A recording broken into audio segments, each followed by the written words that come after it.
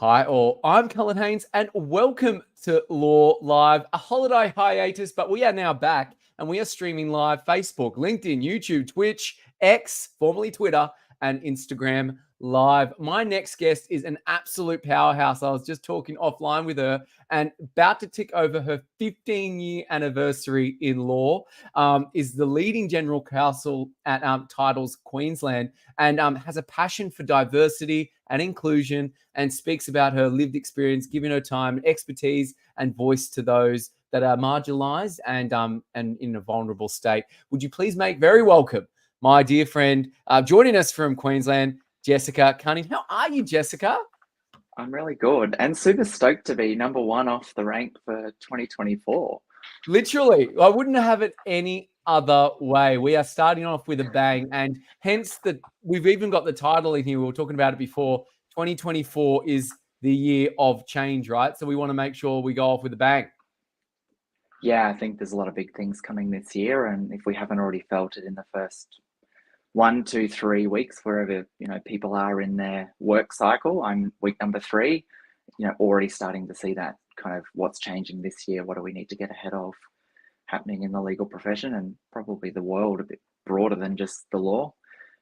Things like AI and other things that are happening in the world, and they continually impact us in the law.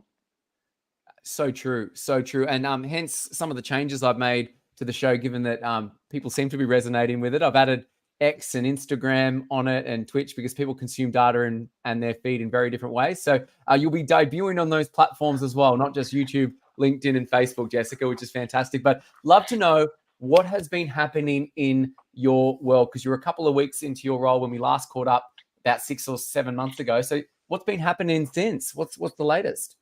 Yeah, 6 months into a new role, GC and COSAC. So learning the company, it sounds silly, but learning people's names and their roles and what they do and what's important to our business and all of those kind of really basic, I think, fundamental things that make us better lawyers. We're there to advise and assist, but if we don't know what we're advising and assisting on, so spending a lot of time doing that and then diving into some projects and planning for the year to come and planning things with my team and other bits and pieces, planning some deals in the last couple of weeks as you lead into the year, tends to be the theme. No, very good. Okay. And do you find that you're a bit of a planner yourself in life? It's something you're known for? I think it's important to have goals or themes or things you want to sort of have recurring thoughts you want to come back to. I probably split it into two. I like to have tangible goals if I can, but I also like to have themes or things that I want to sort of change in my thinking or change in my style. And so when I'm making decisions, it's not focused on a goal, but so looking at what are the things we want to work on this year, whether that's change our language in our documentation or even just in my personal life, things that you want to work on. I think I sort of like to write those things down and in a kind way hold myself accountable to the things that I want to do. I think that you're like I put it in the intro to your stuff. It sounds like you hold yourself to a very high standard, but it's okay to be your cheerleader as well at the same time. You can't be a robot all the time. Is that right? Like you need to give yourself a break. Yeah. I think as lawyers, we can be our own worst critics. And I think we're a very particular type of personality, particularly if you've been in the law for a long time. It almost molds you to be a certain way. I remember a partner I worked for as a very baby lawyer who would say lawyers don't get paid to make mistakes, which is almost true. We're not afforded that luxury. So, I think there's an element of keeping lists and being critical and being organized, but also being kind to yourself and allowing yourself the freedom to think laterally and make mistakes and be a human at the end of the day. So I think that's important too.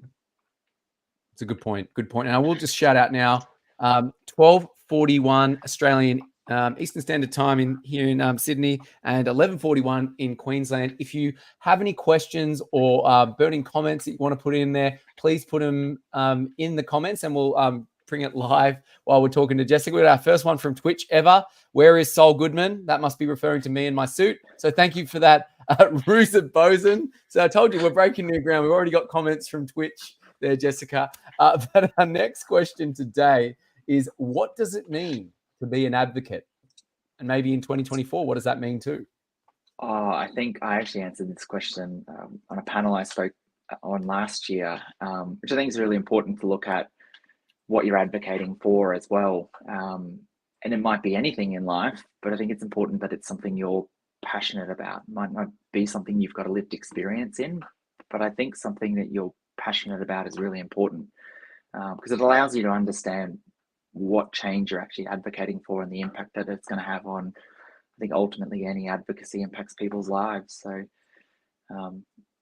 that's the important part of advocacy that I focus on. You know, what changes can we make in people's lives to make their life easier, maybe better? What does better look like? I'm not really sure half the time, but yeah, I think just creating conversation and focusing on what we can change. No, it's a good point you make. And I'd love to ask you, do you have to hide yourself as an advocate and be a different person, or do you be yourself? I've noticed you got an NFL football helmet in the background, and you got a couple of things that may be personal to you. I'd love to get your thoughts on that. Do you have to hide yourself as a person? I think I'm fortunate in the employment that I have now, and certainly the circles I work and advocate in, that I'm afforded the luxury to be myself. It's probably a luxury that not everyone has. That's important to recognize. But yeah, I'm a huge Packers fan. Got into that through family who lived in Madison, Wisconsin. Very cold in Madison, right? When it had a great wild card win. And through the playoffs. So yeah, we're very excited for the next couple of weeks for any Packers fans. But yeah, I love my sports and the outdoors and my children, and I think we've all got lives and we're all different in our own unique ways, and that's important to recognize. No, for sure. And Joe Niparis from the Northern Beaches says, if you aren't passionate about what you do, then it is just a chore. Great comment there, Joe. Do you agree on that one, Jess?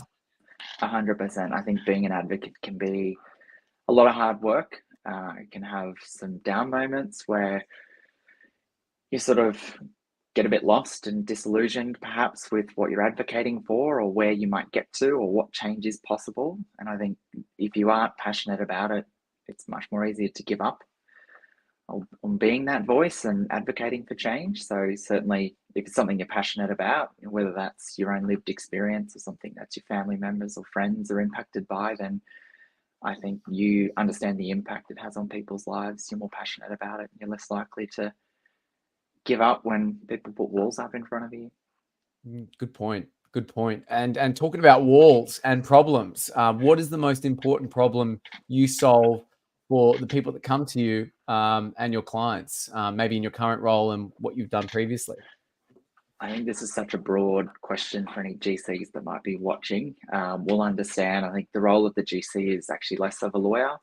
We're certainly legally trained and we run our legal team, but we're much more focused on risk and strategy and guidance. So I think what do I do very broadly across the business is distilling really complex things, discussing risk, and pulling those complex things with lots of moving parts into simple, actionable items that the business, the board can get their head around quite quickly and action. Yes. So it's making it easy to digest for the layperson who may not be that technically competent in the law world, which is, I guess, the basis of what an advocate is, making the complex simple. And is there anything you're working on right now that you could share? Any passion projects that are close to your heart? I'll talk professionally and personally. One professionally that I want to get across more. I think as much as I'm across it, none of us are getting ahead of it at the moment, and that's certainly in the cyber risk and the digital space. There's just so much for lawyers to learn that isn't quite the law. It's really a risk discussion to have, and it's very practical, and you learn a lot of tech and APIs and all sorts of ways to encrypt things, and lots of things they don't teach you at law school that you need to pick up on the go. So certainly professionally, that's my 2024 goal, is to really, as much as I can, try and get ahead of my IT department and their knowledge, so we can have meaningful conversations about things. And in my personal life, I'm exploring the idea of writing a children's book, perhaps with a diverse lens to it. So often kids' books are all very the same. We're starting to see more diversity in that, and I'd love to perhaps throw my hat in the ring and add to that with just a different storyline, and or tell different stories and show different lives off, particularly to kids. That would be amazing. Yeah, having my 1-year-old, when you go, he's got an assortment now, but I'm noticing that is starting to come in there, and it's a positive move. But why not add your book to that pile? I say, Jessica, definitely do it. That's what Marie Faleo was saying. Yeah. Why not? So 2024, we should be expecting that to come from you, huh? I might have to put that on my 2024 goals, but it's it's one of those projects that I think is going to take a lot of work. And being a lawyer, as we talked about earlier, very much into lists and organization, and this is a bit more creativity side of the brain, so it's a little bit different. But I think children can't be what they can't see, so it's really important that we put some things out there that they can see, and tell them that it's okay to just be you as you grow up, and that's fine. I love that. You can't be what you can't see. That's very eloquently put. So very well said there, Jess, and look forward to supporting you in that project. And if there's anyone watching that's either written a children's book or going through the same process, maybe link up with Jess and have a coffee or a virtual one. Share the wealth of knowledge, as it were. This is probably a really could go either way. It can be you can be as polarizing as you want, or we can stick to the rubric. What would you like to see change in law right now in 2024? Yeah, there's probably plenty. I probably a pet hate. I think lawyers have got a really bad name over the years. We hear a lot of lawyer jokes. Even lawyers tell lawyer jokes. I'd love to see that stop. And be proud of some of the work we do and the profession we have. I think all parts of our community have people who take advantage of systems and don't do a great job, or whatever the case may be. And our profession's no different to that. But I think as a whole, there's some fantastic advocates pushing for legislative change, and providing people advice and doing pro bono work, and we don't talk enough about that. So even as lawyers, I'd love to see us be a bit more proud of, at the family barbecue, when you say I'm a lawyer, to change that culture. I don't know how we do it, but I'd love to start to see that change. I think the wheels are starting to turn on that a little bit, as people are starting to go, yeah, like, I am a lawyer, and you don't have to be this stereotype to be a lawyer. I'm a kind lawyer, and I'm considerate, and it isn't always about arguing, and we're starting to see that rhetoric change. I think the other one I love to see change is probably a personal interest of mine, is just to see some more diversity in the law. I know the numbers have changed, and we had maybe 5 years ago, we reached gender parity. So in Australia, there are more female lawyers than there are male lawyers for the first time. Back when the statistics were being counted, I think 70, 80 years ago, it was sort of 1:20, 1:16, and we've seen that number come down. But certainly females are underrepresented at the bar, and in parts of the judiciary, and even outside of gender, just people of all walks of life in the law, and certainly at that partnership level. So I'd love to brief more diverse partners, would be great in my role. So yeah, I don't know, again, how we do that. It's a very slow process, but I think we're starting to see that change. Maybe this year we'll see a bit more of it. Absolutely. I think you're hitting the nail on the head. I was having a conversation with Jesse Shah, from the founder of Enroll, who sponsored the Women in Law Awards, and he did the keynote, and he basically said that he definitely wants to see that change as well. And he wants his daughter, who's very young right now, to go into a workforce where all opportunities are open to her and not inhibited just because she's female. And we need to do things now for that to happen. So yeah, it's definitely a big focus, obviously, moving forward. And this is maybe I'm not switching gears. This might be a linked lesson as well. What would you say, or what would you like to impart? What is the lesson for young lawyers or professionals tuning in on all our streams that we got going on today, Jessica? Oh, wow, I feel like I should say something really important, but I don't know if I have great advice. I'm still learning and working it out myself after 15 years. And I think that's important to recognize, is that we're all learning. None of us have all the answers. Look, I'd probably break it down into three things. I think understand that the law isn't perhaps what you think it is. So get experience as soon as you can. So you set realistic expectations of what being a lawyer is and working in the law is. Certainly if you're in university, perhaps less so for young professionals. And for both of those, number two, I'd say find a good mentor. So I think law school is a great foundation and we learn some things, but there's a lot that law school doesn't teach you. And there's a lot of sort of life and advocacy skills and communication skills that you don't pick up in law school. And certainly I should give the disclaimer, it's been many, many years since I've been through law school. But I think finding a good mentor in that kind of first, second and third year, and someone who you can really spend some time with and understand the inner workings of how law is practiced and what clients need, and different ways that can be delivered, while still retaining, obviously younger people are better with change and technology, so adding that flavor. And I think the third one's probably just be kind to yourself and acknowledge that you're going to make mistakes.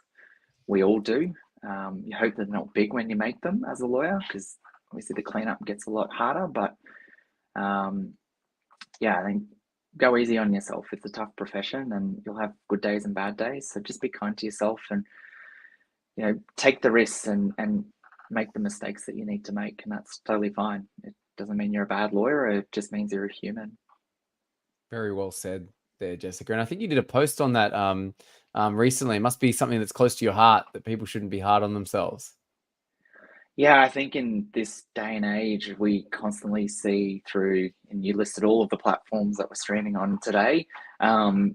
So probably shouldn't knock social media too much, because it is great for connecting us. But I think we have a problem with just presenting one part of our life and one angle, one view on our life. And that's always the positive side and the good things. And we don't sort of, talk about the late nights or the times you come home and cry to yourself, or, the times you're not sure and the anxiousness you have before big meetings. Those kind of things never come across on social media. And, I think the problem is we then start viewing the lens through how we see other people's lives, and that we should have this perfect life, when in fact, none of us are leading perfect lives. We're all just bumbling our way through life and trying to work it out. And even as lawyers, we're all just still trying to work it out as we go.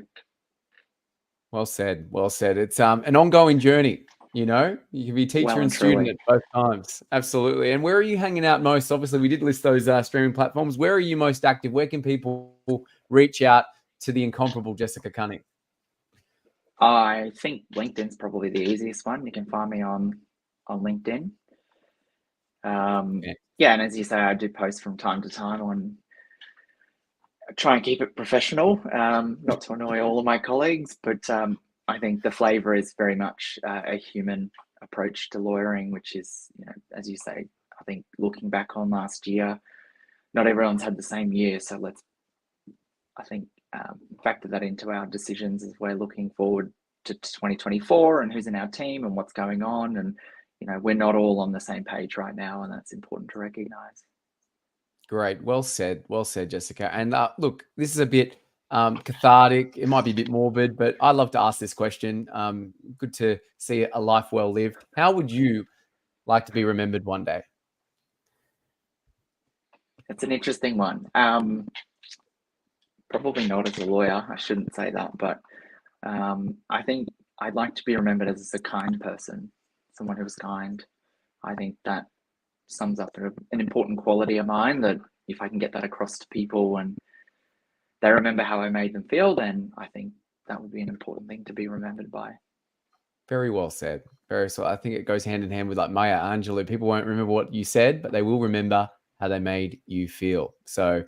I think kindness is a great way to do it. And you do it every day. And it was great to meet you finally in person in Queensland 6 months ago. And I felt it, that come from you. That's just who you are. I think we turned the weather on for you too when you came up. It was a 30+ degree day with a beautiful afternoon storm, which is very classic Brisbane. It was a beautiful time. I'm looking forward to getting back. I think we're coming maybe in March. So look forward to grabbing a coffee and seeing you then too. We'll have to catch up. Done. Well, we'll bring you back for some bonus questions, but thank you so much for being part of the official stream on Law Live, Jessica. Thanks for having me, and thanks for kicking off your year with me. I feel super stoked to be number one. Here we go. Numero uno. Here we go. And thanks The year of once change. again there, Jessica. It's the year of change, guys, 2024. And we'll bring you back. Thanks, Jessica. Thanks. And if you are a legend of law or know someone who is and want to be on the show in 2024, feel free to get in contact. We stream every Wednesdays, and we've got a big backlog of podcasts I've got to upload. I've been slack, so that's on me. 15 podcasts to upload, but you'll have a lot to churn through and binge on. And we are obviously on Facebook, YouTube, LinkedIn, Twitch, X, and Instagram, and we'll upload this wherever you get your podcasts, Spotify and Apple Podcasts. Bye for now, everyone. Take care. Bringing you back, Jessica, we got 2 bonus questions I'd love to ask you. The first one is, how would you explain your job or your role as a general counsel to a 6-year-old? It's probably the hardest question you've asked me. I think I'd explain having a 6-year-old and having actually had this conversation with my 6-year-old because you're right, a lawyer means nothing to a 6-year-old. So I just explained that I work for businesses and I help in a world that has a lot of rules and regulation and things we can't do and we can do, and things that might come and hurt us. I keep an eye on those things and I watch out for them and I help people navigate them and make sure that they don't get hurt by those things and they don't break any rules that they shouldn't be breaking. Very, very easy to understand, and putting it that way, it's feels like there's a lot of pressure being a lawyer. So I don't envy the brilliant work you and your colleagues do. My goodness. So I think that's very, very sound. And the second question we've got for you, Jessica, this is a bit more of a looking back on your life and giving yourself advice. If you could give yourself advice at any age and go back in time and do so, what age would you be? And what would the advice you would give yourself be? Wow. What age? That's a tough one. I think I'd go back to maybe university. I recall being at university. I guess I knew at the time I wanted to do the law. Perhaps I wasn't that sure on it, but I obviously made the decision and I went and studied the law. I wasn't sure what I wanted to do and, still working things out in life. So let's say 18-year-old, 19-year-old Jess doing her law business degree. I think I would say, you might think you know how it's going to turn out, but that's not how it's going to turn out, and everything's going to be just fine. That would be amazing advice to get from your future self. It's going to be okay. I think just that reassurance, right? Like, you have no idea. You think you might have some idea. It's not going to turn out anything like that. It's actually going to turn out a lot better. It's going to be totally okay. And that goes back to your point of being kind to yourself. And yeah, I think that message just resonates with me, Jessica. I've got chills right now. You can't see it, but there you go. It's just, I think the younger we can learn that, it's important too, right? As professionals, we probably, as we age and we have children and we've worked in our careers and parented those children for as long as we have, we learn more and more. And, if you could instill some of that knowledge back to 18-year-old Jess, it would, I think, give you a good platform to take life head on. Take life head on. Well said there, Jessica. So thank you so much again for joining us in the bonus questions. Anyone tuning in, have a happy Wednesday, everyone. Take care. Thanks for having me.